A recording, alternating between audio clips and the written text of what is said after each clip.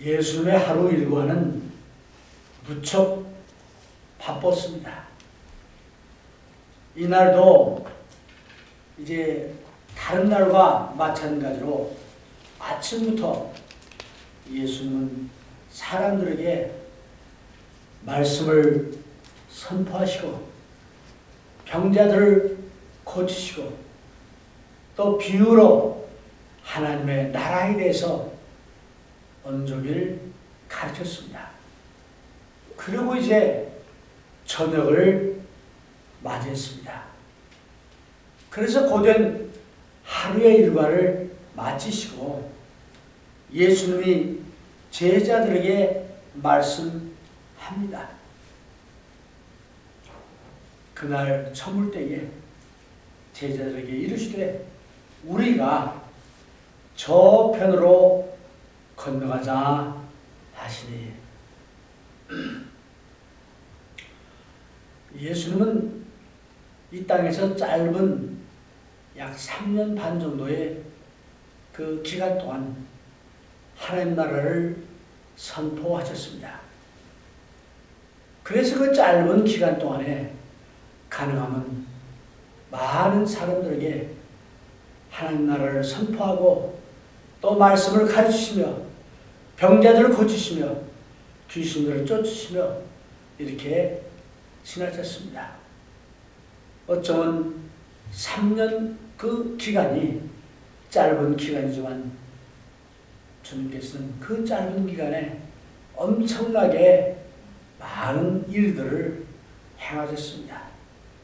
이날도 마찬가지로 해가 저물 때에 주님께서 저편으로 가자. 갈릴리 호수 이 편에 있었는데 저편으로 가자 말씀합니다. 그래서 이 말씀을 보면은 예수는 항상 한 자리에 안주하지 않으시고 이렇게 옮겨 다니시면서 병자도 고치고 또 말씀도 가르치시고 제자를 가르친 모습을 봅니다. 예수님 정도로 능력이 있고 또 이름이 알려지면은 어느 한 곳을 정해놓고 그곳에서 말씀을 가르치면 사람들이 당연히 찾아올 텐데 예수님은 저편으로 가자. 옮겨 다니셨습니다. 일하는 예수님의 모습을 우리가 볼 수 있습니다. 개인의 삶이나 또 교회도 어쩌면 마찬가지입니다. 교회가 시작이 돼서 성장해서 어느 단계쯤 되면은 사람들은 이쯤 하면 됐어. 정착하기를 원합니다. 변화를 원하지 않습니다. 새로운 것을 시도하지 않으려고 합니다. 그래서 이 편에 그냥 있지 저편으로 가려고 하지 않습니다. 근데 여기 보니까 예수님께서 많은 사람들이 이미 앞에 와 있었고 그들을 가르쳤고 사람들을 쫓아왔는데도 불구하고 제자들에게 말씀하기를 저편으로 가자. 그곳에 가서 또 말씀을 가르친 모습을 봅니다. 이게 36절에 보니까 저희가 예수님의 제자들 얘기합니다. 떠나 예수를 배에 계신 그대로 모시고 가매 다른 배들도 함께 하더니 예수님이 배에 그대로 있는 대로 모시고 갔다는 얘기는 이 전에 보니까 사람들이 하도 많이 오니까 예수님은 배에 앉으셔가지고 이렇게 좀 떨어져서 말씀을 가르쳤어요. 이제 제자들이 저편으로 가자 하니까 예수는 그대로 모시고 배에 앉은 그대로 모시고 이제 갔다. 근데 그뿐 아니라 그 예수님이 타신 배나 또 제자들이 탄 그 배뿐 아니라 다른 배들도 있었더라 라고 말하는 얘기하고 있습니다. 이 말은 무슨 얘기냐? 이게 좀 전에 일어날 사건에 대한 증인들을 얘기하는 겁니다. 그러니까 사도들만 본 것이 아니고 아마 다른 배들도, 다른 사람들도 그 사실을 목격하지 않았을까 우리가 상상할 수 있습니다. 예수님은요, 기적을 행하실 때, 말씀을 선포할 때 숨어서 하지 않았어요. 뭐 예수님의 제자들한테만 하지 않았어요. 퍼블리클리, 공개적으로 말씀을 가르쳤고 또 필요하면 제자들에게 따로 가르치기도 했습니다.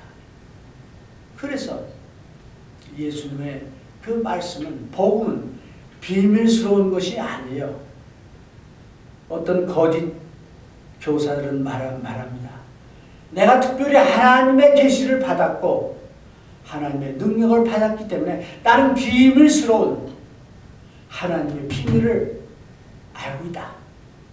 그 비밀을 들으려면 나한테 오라 하고 얘기합니다. 그래서 자기가 속한 어느 집단이나 조직에 들어와야만 복음의 비밀을 알게 되는 것처럼 얘기합니다. 안 그렇습니다. 복음은, 그리스도의 복음은, 구원의 복음은 공개적인 것이고 누구나가 알 수 있는 것이고 누구나에게 초청장을 보내는 것입니다. 그래서 예수님은 모든 사람들에게 이제 공개적으로 하셨는데, 여기도 보니까 다른 배들도 함께 했더라 하는 거 보니까 이제 예수님을 모시고 제자들이 저쪽으로 가는 것을 다른 배들도 따라갔다 그런 얘기예요. 봤다 그런 얘기예요. 그래서 오늘 이 본문의 말씀을 우리가 한 구절 한 구절 찾아보는데, 그 다음 보니까 37절에 큰 광풍이 일어나며 물결이 부딪혀 배에 들어와 배에 가득하게 되더라. 38절에 예수께서는 고문에서 베개를 베시고 주무시더니 제자들이 깨우며 가로되 선생님이여 우리의 죽게 된 것을 돌아보지 아니하시나이까 하니, 이제 예수님을 배에 그대로 모시고 지금 가는데 갑자기 큰 광풍이 일어났다. 광풍이라는 것은 큰 해오리 바람 같은 겁니다. 요즘 미국에서는 그걸 뭐라 그러죠? 토네이도. 엊그제도 캔자스에 큰 토네이도가 와가지고 엄청나게 많은 사람들이 집을, 1000채 이상의 집이 날아가고 사람이 다치고 또 죽은 그런 사건이 있었습니다. 막 해오리 바람이 엄청 불잖아요. 그럼 그 해오리 바람에 참 100마일, 150마일의 그 바람이 막 이러면서 그냥 집채 공주로 가져갑니다. 뭐 트럭도 올라갑니다. 그래가지고 쫙이 몇 마일 밖에다 떨어뜨려 놓고 엄청난 바람의 힘입니다. 여기 보니까 큰 광풍이 일어났다. 그런 해오리 바람 같은 것이 일어났다. 해오리 바람이 일어나면은 파도는 어떻겠습니까? 파도도 마찬가지로 막 큰 물결이 나가지고 파도가 막 높아지고 낮아지고 하면서 이 작은 배들은 뭐 보이지도 않죠. 막 내려갔다 올라갔다. 그런 모습을 우리가 상상해 볼 수 있습니다. 예수님이 타셨던 배는 그 당시에 어부들이 탔던 아마 보통 평범한 배였을 겁니다. 이제 제가 정확한 연대는 기억이 안 납니다만 고고학자들이 갈릴리 바다에서 예수님 당시에 그 시기와 비슷한 그런 배를 바다에서 건져냈는데 그 사이즈가 한 6m 6.5m 정도 되고 이 넓이가 한 2.5m 뭐 이제 그런 배를 발굴했다고 합니다. 아마 그 정도의 배가 아니었을까 이제 싶은데 제자들과 예수님이 그 배에 좀 탄 거예요. 그럼 우리 한번 생각해 봅시다. 예수님이 배에 타셔서 저쪽으로 가자 했을 때 예수님은 이 광풍이 일어날 것을 아셨을까요? 몰랐을까요? 당연히 알았죠. 당연히 알았죠. 어쩌면 그것을 아시면서도 제자들에게 자, 저쪽으로 하자. 제자들은 아무것도 모르고 배에 타서 가는데 갑자기 큰 광풍이 일어나고 해오리 바람이 일어나고 이제 물결이 사납게 막 요동칩니다. 근데 더 희한한 광경은 그런 광풍과 그런 파도 가운데서 예수님이 어떻게 하셨어요? 주무셨다. 고물에서, 그러니까 배의 그 뒤에서 베개를 베시고 주무시더니, 저는 이 비슷한 그 체험을 전에 했다고 제가 소개를 했죠. 홍도라는 데를 흑산도 우리 대학 시절에 그 갔었는데 저 여름 하기봉사 때 막 파도가 이러는데요. 참 못 자요. 막 배가 이렇고 뭐 이러는데 잠이 들었다가도 깨는 게 정상입니다. 근데 여기 보니까 예수님이 그 배 뒷전에서 베개를 베고 주무시더니 그 말은 정말 고운한 잠을 주무셨다는 거예요. 아마 둘 중에 하나일 거예요. 너무너무 피곤해가지고 단잠을 주무셨을지 모르겠습니다. 예수님 하신 일 보면 피곤했을 것 같아요. 근데 아무리 피곤해도 그런 바람이 막 요란하게 귀를 막 이러고 하면 깨게 돼 있죠. 근데 주무셨다 하는 것은 그만큼 예수님의 마음은 평안한 마음이었어요. 하나님 아버지께서 예수님을 지켜준다는 그런 믿음, 하나님의 장중에 있다는 그런 믿음, 모든 것을 하는 게 맡긴 그런 믿음, 이런 믿음이 있었기에 피곤도 했겠지만 베개를 베시고 고은히 잠이 드셨다 라는 얘기입니다. 우리가 잘 아는 대로 예수님의 제자들 중에는 뭐 다는 아니지만은 어부 출신들이 있습니다. 어찌 보면 예수님보다 바다를 더 잘 알고 예수님보다 이제 배에 대해서는 잘 아는 전문가들입니다. 웬만한 풍랑이나 웬만한 그런 그 가운데서는 다 이제 경험해본 스스로 해결할 수 있는 능력을 갖췄던 전문가들이었습니다. 그런데 아마 이 제자들이 처음에는 나름대로 시도를 했겠죠. 막 회오리 바람이 불고 파도가 치니까 막 그 물에 다른 우리 성경 보면 배에 물이 가득 찼더라 그러잖아요. 막 물이 가득 차고 바람은 불고 파도는 치고 아니 나름대로 물도 퍼내고 뭐 등등 여러 가지 다 해봤겠죠. 자기들 아는 그 지식 또 상식에 의해서 해봐도 안 되니까 예수님께 찾아간 겁니다. 그러면서 주무시는 예수님을 깨우면서 하는 말이 선생님이여 우리의 죽게 되는 것을 돌아보지 아니하시나이까. 이 말투 속에는 첫째, 이 말을 제자들이 누가 했는지 모르겠어요. 뭐 베드로가 했다는 말도 없는데 하여튼 제자가 했는데 이 말 할 때 선생님 좀 막 파도가 칩니다. 바람이 불니다. 그렇게 했을까요? 어땠을까요? 화를 내면서. 아마 다급한 목소리로 정말 곧 배가 침몰할 것 같으니까 죽을 것 같으니까 다급한 목소리로 막 예수님을 깨우면서 이제 하는 얘기죠. 아마 이제 목소리를 높여가지고 선생님 우리가 죽게 되는데 어떻게 잠만 주무십니까?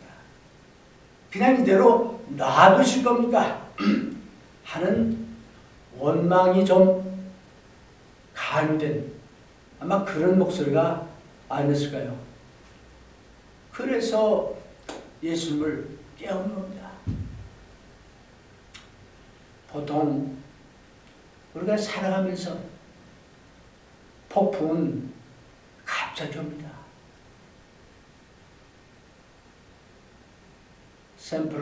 샌프란시스코 살 때 가장 큰 지진 중에 하나인 7점 뭐 얼마 왔을 때 그날 아침에 저희들 얼마나 날씨가 좋았고 얼마나 평온했던지 아주 전형적인 아름다운 가을 아침이었습니다. 그런데 바로 그날 큰 지진이 왔습니다. 우리의 삶 가운데도 평온하게 모든 것이 잘 되어간다 생각했는데 병원을 방문했더니 생각지 않은 엄청난 나쁜 소식을 들을 수도 있습니다. 보통 날과 같은 그런 날이었는데 갑작스러운 이제 가족의 어떤 교통사고나 이런 사건, 사고들이 날 수도 있습니다. 풍랑은 갑자기 옵니다. 언제 올 줄은 모릅니다. 어쩌면 제자들도 이제 예수님하고 같이 배를 타고 가니까 풍랑에 대해서는 요만큼도 생각을 안 했을 겁니다. 갑자기 온 것입니다. 심지어는 예수님이 같이 있는데도 불구하고 풍랑이 왔습니다. 그랬을 때 사도들은 선생님 우리가 죽게 되는데 그냥 놔두신 겁니다. 때로는 우리가 풍랑을 만나서 힘들고 어렵고 고난 당할 때 하나님께 기도합니다. 하나님 바로 응답을 안 해주십니다. 하나님 저 급합니다. 속히 이것을 좀 해결해 주십시오. 라고 요청도 합니다. 어떤 때는 바로 응답을 안 해주시고 시간이 갑니다. 그럴 때 시편자는 말하기를 기다리라. 기다리라는 얘기합니다. 여기 제자들이 어쩌면 어부로서 할 일을 다 하고 나서도 안 되니까 아마 예수님을 깨웠겠지만 제자들은 다급한 마음에 이제 선생님이여 우리가 죽게 되는데 돌보지 않으십니까? 라고 깼어요. 그러니까 39절에 예수께서 깨어 바람을 꾸짖으시며 바다더러 이르시되 잠잠하라 고요하라 하시니 바람이 그치고 아주 잔잔하여지더라. 오늘 이 말씀을 지금까지 이 본문에서 보면은 저는 한 가지 사실을 좀 눈여겨봤습니다. 예수님도 피곤하시더라. 하나님의 아들이신 예수님도 그렇게 능력자이신 예수님도 피곤하시더라. 어떤 인간적인 그 예수님의 모습을 봅니다. 하물며 우리 연약한 인간은 어떻겠습니까? 우리 피곤할 수 있어요. 지칠 수 있어요. 낙심할 수 있어요. 넘어질 수 있어요. 예수님도 피고를 느끼셨다 라고 말씀합니다. 또 하나는 이 풍랑을 만났을 때 첫 번째로 제자들이 보였던 모습을 우리가 볼 수 있는데, 제자들이 어떤 모습이었어요? 제일 먼저 어땠습니까? 두려워했어요. 풍랑을 만나면은 대부분의 사람들은 두려워합니다. 네, 두려워합니다. 폭풍이 갑자기 닥쳐오면은 두려운 마음이 불쑥 들어옵니다. 꿈만 이상한 꿈을 꿔도 두려운 마음을 갖는 사람이 있습니다. 뭔가 좋지 않은 징조를 이렇게 보면은 뭐 운전하는데 검은 고양이가 지나갔다. 그 두려운 마음을 갖는 사람이 있어요. 그래서 이 갈릴리 바다, 우리가 잘 아는 대로 갈릴리는 해저 해저 600, 700 정도 피트 그 아래 그 수면보다, 해 수면보다 이렇게 낮습니다. 낮은 데 있어요. 있는 그 긴 한 11마일 길이가, 또 넓이는 한 5마일, 6마일 되는 그 호수인데, 이 갈릴리 호수가 이렇게 깊이 해저 고도가 낮으니까 저 위쪽에 헬몬산이라고 산이 있는데, 이 높은 산이 있어요. 항상 눈이 쌓이는. 거기서부터 찬 기운이 내려오죠. 이 골짜기로. 또 이 골짜기에 있으니까 여기에 있던 머물던 그 공기는 더운 공기가 있죠. 이게 섞이면서 겨울바람이 일어나가지고 이런 광풍들이 자주 일어나곤 한답니다. 어쨌든 이런 그 광풍을 만났을 때 사람들은 두려워하고 어쩌면 하나님을 원망하기도 합니다. 하나님, 내가 이렇게 죽게 되는데, 예수님, 내가 이렇게 힘든데 왜 이렇게 모른 척 하십니까? 잠만 주무십니까? 라고 두려워하며 원망할 수 있습니다. 우리 한번 그러면 여기 제자들의 모습을 살펴봅시다. 예수님이 그 저녁 될 때까지 하신 일이 뭡니까? 능력으로, 예수님의 권능으로 병자들을 고쳤어요. 네. 또 하나님 나라에 대한 여러 가지 비유의 말씀을 했어요. 또 이제 하나님께서 이제 함께 하신다는 그런 내용들을 얘기했습니다. 제자들은 예수님의 기적도 받고 말씀도 배웠고 또 많이 알아요. 그런데 이때 왜 제자들이 이렇게 두려워하느냐? 그들의 머릿속에는 예수님의 능력을 순간적으로 의심했죠. 왜? 눈앞에 해오르바를 미치고 풍랑이 일어나니까. 또 그들은 예수님의 그 크신 그 능력을 믿지 못했죠. 예수님의 약속의 말씀을 또 잠깐 잊어버렸죠. 이제 이러한 것 때문에 저들은 두려워했고 원망했습니다. 여러분은 어떻습니까? 살아가면서 어려운 일을 당하고 풍랑을 만났을 때 여러분은 먼저 두려워합니까?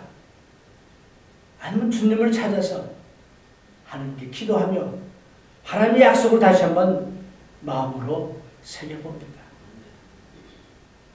주님이 나와 함께 하신다는 그 약속을 정말로 믿는다면, 주님께서 모르는 것을 주관하시고 하실 수 있다는 그런 믿음이 있다면 우리는 두려워하는 대신에, 원망하는 대신에, 낙심하는 대신에 하나님, 이 시험을, 이 풍랑을 이기게 해 주십시오라고 우리는 기도합니다. 그렇게 기도하면서 다시 일어서야 됩니다. 여기서 제자들이 이제 그런 믿음이 지금 부족했던 겁니다.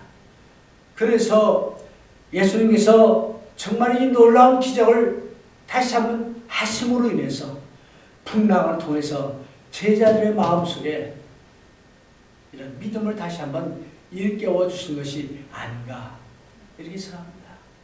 왜냐? 얼마 안 있어서 예수님이 십자가에 달리시고 승천하신 다음에는 제자들 홀로 있어야 됩니다.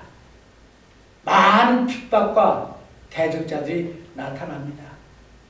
그것을 이기고 나가려면 함께 하시는 예수님, 그 예수님의 그 능력을 믿어야 되기 때문에 어쩌면 이 풍랑의 참 풍랑을 통해서 제자들을 가르쳐주지 않았을까 그런 생각을 합니다. 후대의 사도들이 어려움을 당했을 때, 풍랑을 만났을 때, 많은 대적자들이 대적할 때 이때를 기억하면 그때 예수님이 이렇게 하셨지. 그때 예수님이 우리를 이렇게 구원해 주셨지. 그 사실을 기억하면서 다시 힘을 내서 일어나서 앞으로 전진하지 않았을까요? 예. 그래서 이제 여기 보니까 예수님이 잠잠하라 고요하니까 바람도 파도도 잠잠해졌더라 그랬습니다. 기적이죠. 하나님의 기적이죠. 우리의 생각과 우리의 능력으로는 할 수 없는 것이죠. 오늘도 하나님의 기적은 있습니다. 하나님의 능력은 오늘도 마찬가지로 가능합니다. 그 하나님의 능력을 정말로 믿고 의지하는 그런 믿음을 가질 때 여러분은 낙심하지 않습니다. 여러분은 넘어졌다가도 일어날 수 있습니다. 그 주변에 연약한 어떤 것들이 있을지라도 또는 큰 풍랑이나 회오르바람이 내 삶을 전체적으로 흔들어 댈지라도 그런 가운데서 하나님의 크신 능력을 믿고 바람을 잠잠케 하신 바다를 잠잠케 하신 예수님의 그 기적인 그 역사를 오늘도 우리는 믿습니다. 그래서 그 기적을 우리는 기도하고 믿어야 되겠다 하는 얘기입니다. 그래서 바다를 잠잠케 하시고 바람을 고요케 하신 다음에 주님이 제자들을 꾸짖는 장면이 나옵니다. 40절. 이에 제자들에게 이르시되 어찌하여 이렇게 무서워하느냐? 너희가 어찌 믿음이 없느냐? 하시니. 주님은 약속하십니다. 내가 세상 끝날까지 항상 너희와 함께 하겠다. 주님 약속했습니다. 그 주님의 약속을 우리는 믿습니다.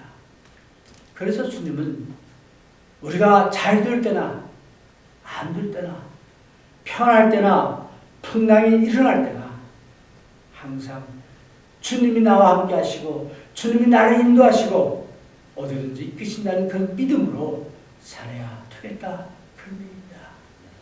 그래서 이 제자들이 그 모든 모습을 다 보고 나서 하는 말이 저희가 심히 두려워하여 서로 말하되 아마 서로 보면서 우리 다 같이 저가 뉘기에 바람과 바다라도 순종하는고 하리라.